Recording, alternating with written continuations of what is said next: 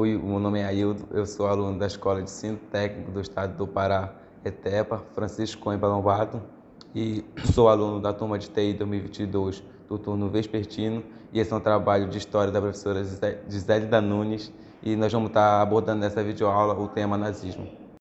Eu vou começar falando sobre a origem e a ideologia do nazismo.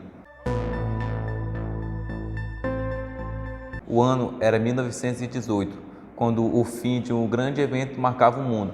Logo após o desfecho da Primeira Guerra Mundial, as ruas das nações alemãs elas não eram como eram hoje. Depois de ter abrido mão de 13% do seu território e ter essa força bélica ali extremamente controlada, a Alemanha vivenciava um grande momento de crise social e econômica. Era um país derrotado, arrasado, mas é que ninguém talvez ali imaginava que seria o começo de uma história que mudaria o mundo para sempre.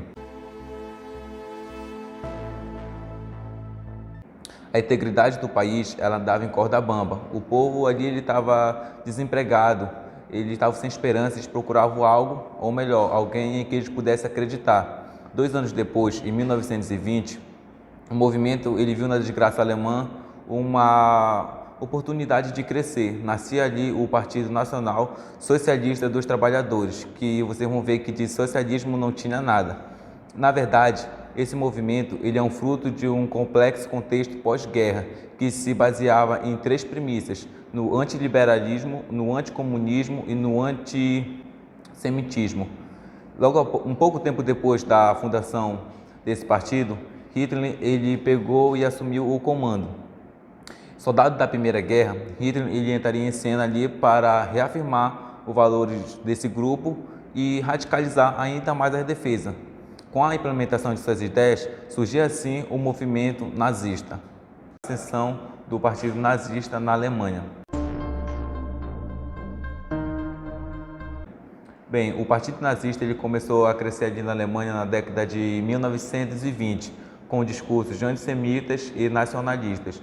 Em 1933, Hitler ele foi nomeado chanceler e ele passou a consolidar o seu poder. E em seguida, Ristalha ela foi incendiada pelo um ato de um jovem holandês que ele tentava ali combater o nazismo, a ascensão do nazismo na Alemanha.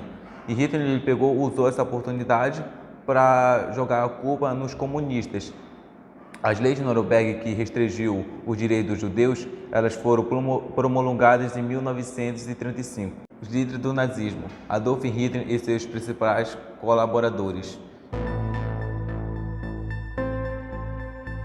Hitler ele era o líder máximo do nazismo. Ele usava sua retórica e seu carisma para conquistar seguidores. Joseph ele era o ministro da propaganda, responsável ali por esconder da população alemã a ideologia nazista, por meio da mídia e da cultura. Henry Kimmich ele era o líder da polícia secreta, o Gestapo, e também da unidade militar, SS. Propaganda e a manipulação da opinião pública na era nazista. A propaganda ela tinha como objetivo convencer ali a população de que a ideologia nazista era a única forma de salvar a Alemanha. A mídia e a cultura elas foram usadas para difundir o ideal nazista, enquanto o Gestapo ele reprimia os seus dissidentes. O uso de slogans, símbolos, paredes e rituais aumentou o impacto da propaganda. A economia e a sociedade da Alemanha nazista. A economia da Alemanha nazista ela era baseada no modelo de guerra, com o objetivo de buscar a autossuficiência por meio de uma produção voltada para a guerra. A sociedade ela era organizada de acordo com os ideais nazistas, dando destaque para as políticas antissemitas, que elas restringiam os direitos dos judeus e obrigavam eles a usar símbolos de identificação.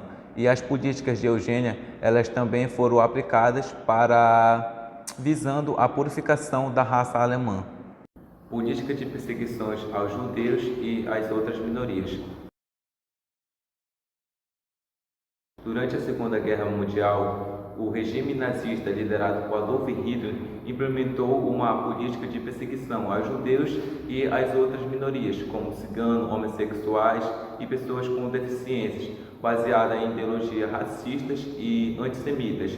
A minoria nessa época aí, ela foi alvo de discriminações e restrições econômicas e eventualmente genocídio, expansão territorial e a política de conquista durante a Segunda Guerra Mundial. Com o objetivo de conquistar e expandir território que estava sendo controlado ali pelo regime nazista, a Alemanha ela começou a fazer uma série de invasões a países europeus, ampliando ali sua fronteira e estabelecendo novos territórios ali, fazendo parte do Terceiro Reich. Isso resultou em diversos conflitos em diferentes partes do mundo, que foi um dos principais motivos que levaram à Segunda Guerra, a queda do Terceiro Reich e o julgamento de Nuremberg. A queda do Terceiro Reich aconteceu em maio de 1945, após a rendição da Alemanha para seus aliados, formado pela União Soviética, Estados Unidos, Reino Unido e França. Após a derrota do nazismo, foi realizado o julgamento de Nuremberg, onde os líderes nazistas eles foram julgados pelos crimes contra a humanidade e a guerra. Lições aprendidas com o nazismo e suas influências em movimentos extremistas atuais.